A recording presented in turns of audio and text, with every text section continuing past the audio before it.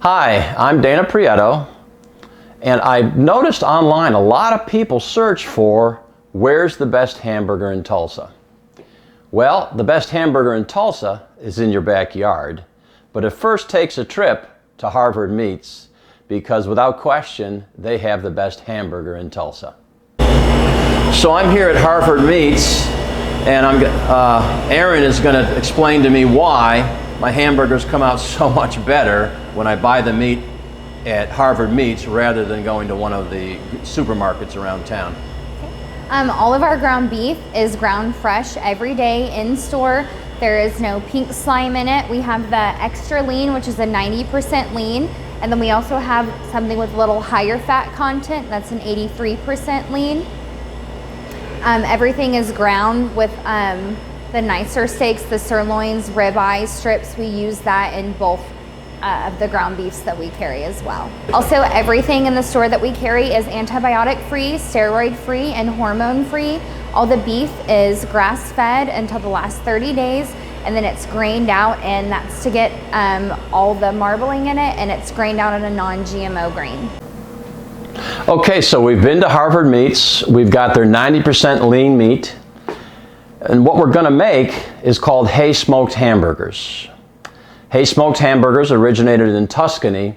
If any of you are smokers out there and you've tried to cook a hamburger in your smoker, you found out that it comes out like rubber. And that's because of the process, the time it takes to cook a hamburger in a smoker. It just doesn't taste good. But hay imparts a really quick smoked flavor in a couple of minutes. So traditionally what people have done is puts a little bit of hay in their smoker and just done it that way, or in their barbecue. But what I've found is that the hay, as it burns, leaves little particles all over your hamburger. So I've come up with a better way to doing that, and I'll show you that in a minute.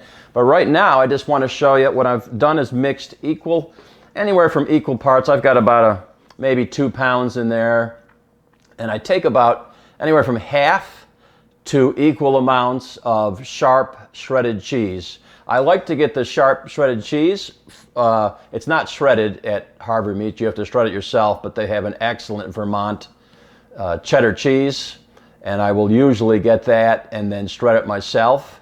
But just for sake of the video today, I've just bought some at the grocery store. And what I'm going to do is knead that and mix that all in so it's even throughout it all. And what that does is it's going to leave pockets in there. Not only does it taste good, the cheese in there, but it'll leave pockets for the hay smoke to get in there while the hamburgers are cooking. Okay, so I'm just going to knead this like I'm kneading dough. And at the same time, I'm getting all this cheese into the hamburger, mixing it up so it's very even throughout the hamburger. And that'll take a few minutes to get that all done. I've just got a little bit. Normally I'm making 2 or 3 times this amount at one time, but I'm just doing this today for the video. Okay, so I have put all the hamburger and the cheese together. I've just got 4 patties here, and I make them rather large. Then I'm going to put some pepper, freshly ground please, and then sprinkle some coarse salt.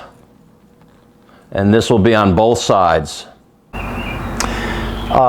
This recipe, by the way, I got out of the book Project Smoke, and you can order that online. I think Harvard Meats may start putting that book in there. I'm not sure. You can check with them. Harvard Meats in Broken Arrow. But in the book, the way he recommended doing this was just to put a little hay in a smoker like this, depending whatever kind of smoker you have, and then you put the hamburgers on top of a wire rack on top of ice, and that way they never start cooking.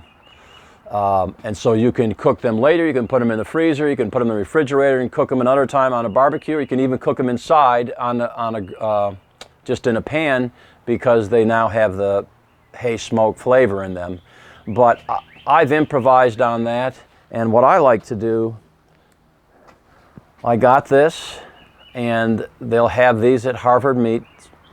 And what I do is just stuff this with hay, depending on how many hamburgers I'm cooking.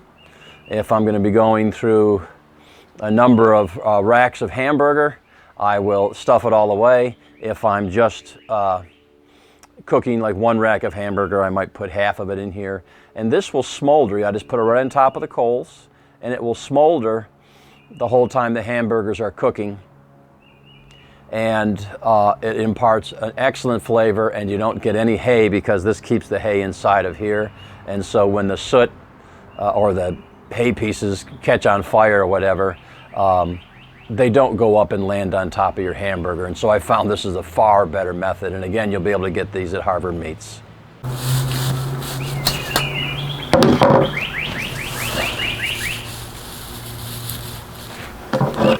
So while we're waiting for the fire to get hot, I like to do a little something with the hamburger rolls that helps any meat, any thing you're cooking, whether it's pulled pork or the hay smoked hamburgers, pork loin. It makes the hamburger rolls taste a lot better. First, I get a better quality hamburger roll than the normal ones that you get in the store. And then what I do is I melt some butter and I mix in mustard and some honey. By the way, Harvard Meats does sell this honey, Oklahoma raw and unfiltered honey.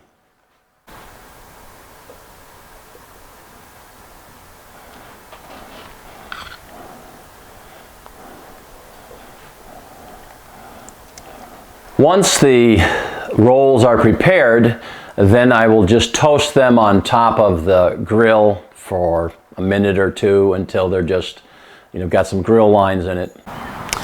Once the fire is good and hot, I take my tube, lift it up, put that in. It'll immediately start smoking.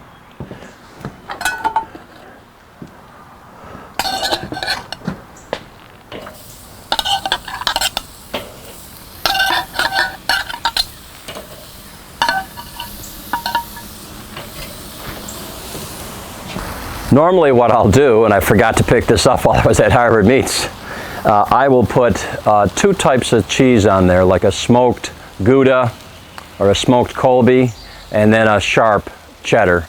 And put the two types of cheese on top, let it melt a little bit.